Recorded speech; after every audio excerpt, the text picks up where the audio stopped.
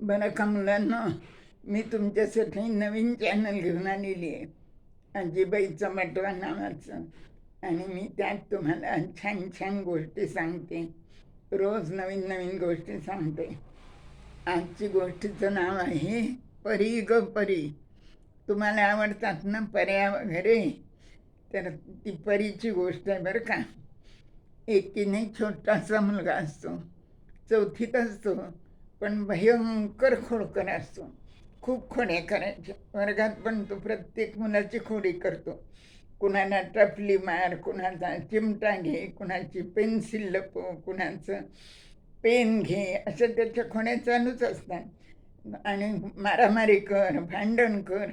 आणि रोज त्यांच्या तक्रारी घेऊन इतर पालक त्याच्या आईकडे येत असतात. त्याचे वडील नेहमी दौऱ्यावर असायचे, नोकरी त्यांची दौऱ्याची होती. मग त्याची आई कशी तरी समजूत घालून त्या पालकांना पाठवायची. राजूला रागवायची, कधी गोड बोलून सांगायची, पण राजूमध्ये काही फरक पडला नाही बरं का. एकदा काय झालं, धावण्याची शर्यत चालू होती. राजूने पण त्यात भाग घेतला होता. पण पळता पळता त्यांनी काय केलं, दुसऱ्या मुलाच्या पाय अडकवला आणि तो मुलगा धाडकन पडला. बरं पडला ते पडला, त्याच्या झालं पायाला फ्रॅक्चर. मग त्याच्या आई वडील आले राजूच्या आईशी भांडायला. ते खूप भांडले. राजूच्या आईने कशी बशी त्यांची समजूत घातली आणि त्यांना पाठवलं बरं का. राजूचे आजी आजोबा पण घरी होते आणि त्या दिवशी त्याचे बाबा पण घरी होते. मग सगळी हकीकत बाबांनी जेव्हा ऐकली, त्याचे वडील खूप चिडले अगदी. आणि त्यांनी सांगितलं त्याला हाकलून दे म्हणे, त्याला बिलकुल घरात ठेवायचं नाही म्हणून. त्यांच्या बाबांचा असा रुद्रावतार पाहिल्यानंतर त्याच्या आजी आजोबा पण गप्प बसले आणि आईचं पण काहीच चालले ना. आणि त्याला त्याच्या आईने घराच्या बाहेर काढलं. राजूलाही त्या दिवशी खूप राग आला. त्याला वाटलं आपल्याला नेहमीच रागवतात आई बाबा म्हणून. मग त्याने पण ठरवलं आता घरी परत जायचंच नाही म्हणून. आणि मग निघाला तो घर सोडून, चालत चालत चालत चालत चालत. पायात चप्पल नाही, काही नाही, अंगावरच्या कपड्यांनीशी निघाला. खूप चालला, गावाच्या बाहेर गेला, त्याच्याही खूप पुढं गेला. आता पाय दुखायला लागले, लहानच होता, पाय दुखायला लागले, तहान लागली, आता काय करायचं. तरी तसाच चालत गेला पुढं. मग त्याला एक खूप छान डेरेदार झाड दिसलं बरं का. आणि त्या झाडाखाली एक छान चौकोनी दगड होता. मग राजू थोडंसं त्या दगडावर बसला विश्रांती घ्यायला. आणि बसला, थोडं 5 मिनटं बसला तो. वाऱ्याची झुळूक आली, त्याला थोडं बरं वाटलं.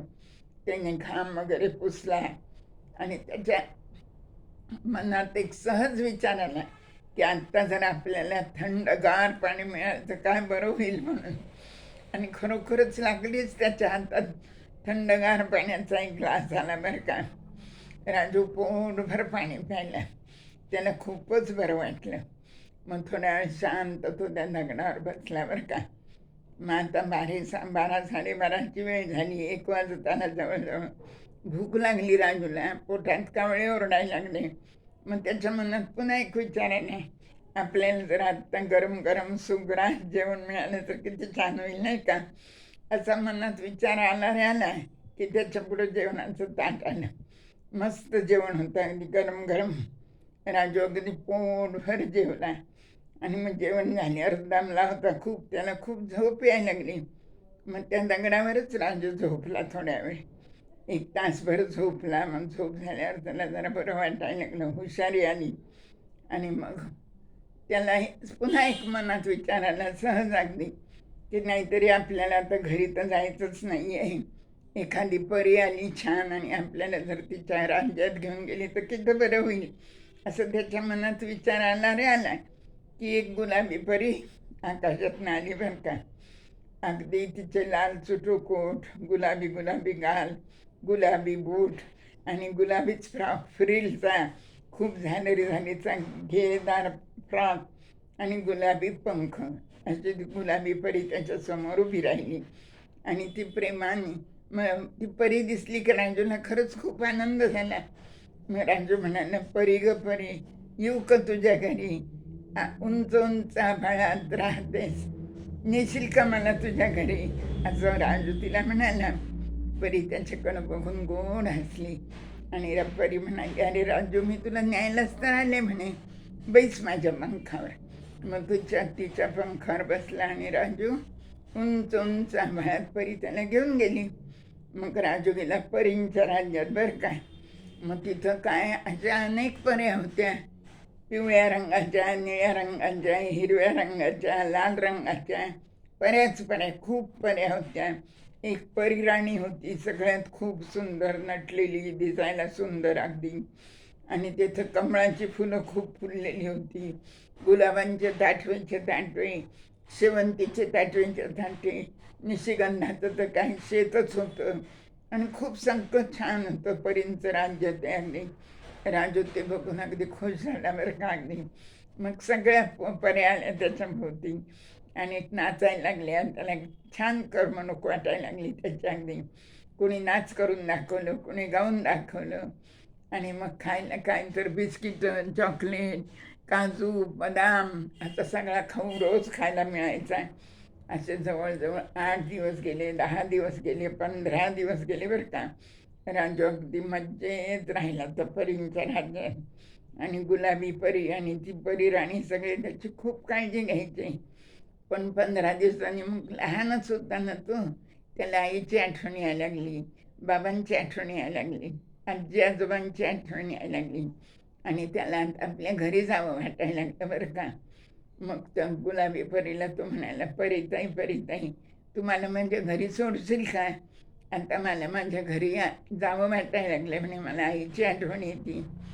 तर ती परी म्हणायला, अरे राजू, मी ते सोडीन तुला, पण मला कुठं तुझं घर माहिती, मला घर माहीत नाही, मी कशी सोडू तुला? मग राजू म्हणाला, अगं तुला घर नाही माहिती ठीक आहे म्हणे, पण ज्या झाडाखालून तू मला आणलंस ना, त्या झाडाखाली सोड मला, मग मी तिथून माझ्या घरी जाईन म्हणे. मग परी म्हणाली बरं. मग राजूने सगळ्यापर्यंत निरोप घेतला आणि ते गुलाबी परीच्या पंखावर तो बसला. आणि परी आकाशातनं उडत उडत खाली आली आणि त्या झाडाखाली आली. झाडाखाली राजूला तिथं तिने सोडलं आणि ती पुन्हा आपल्या घरी निघून गेली. मग राजू त्या झाडापासून परत चालत चालत चालत आपल्या घरी गेला बरं का. आणि 15 दिवसांनी आल्यानंतर राजूला पाहिल्यावर त्याच्या आईला खूप आनंद झाला, त्याच्या बाबांना पण खूप आनंद झाला. आणि आईने त्याला अगदी कडकडून मिठी मारली अगदी. आणि राजू पण आईच्या कुशीत शिरून रडायला लागला. म्हणे, आई चुकलं बरं का माझं, आणि आता मी खुड्या करणार नाही कुणाच्याही आणि कुणाशीच भांडणार नाही, आणि मी आता अगदी चांगलं वागणार आहे. तिथं खूप छान होतं म्हणे आई परीच्या राज्यात. खायला प्यायला सगळ्या पऱ्या माझी खूप काळजी होत होत्या. पण आई, अगं तू आणि बाबा, आजी आजोबा यांच्याशिवाय मला तिथे करमत नव्हतं, म्हणून मी परत आलो. मग त्यांच्या घरी सगळ्यांना खूप आनंद झाला. आणि मग त्याच्या आईबाबांनी छान आनंदोत्सव साजरा केला. आणि राजू तेव्हापासून एकदम अगदी चांगला मुलगा झाला आणि तो अभ्यासही करायला लागला. आणि कुणाशी भांडण वगैरे ते पण त्याने सोडून दिलं. आणि तेव्हापासून राजू खूप मजेत राहायला लागला. तर अशी ही परी ग परी नावाची गोष्ट आहे. आवडली ना तुम्हाला? मला माहिती, परी, जादूगार, गमती जमती, प्राणी पक्षी यांच्या गोष्टी तुम्हाला आवडतात. तर ही परीची गोष्ट आज तुम्हाला मी सांगितली. धन्यवाद.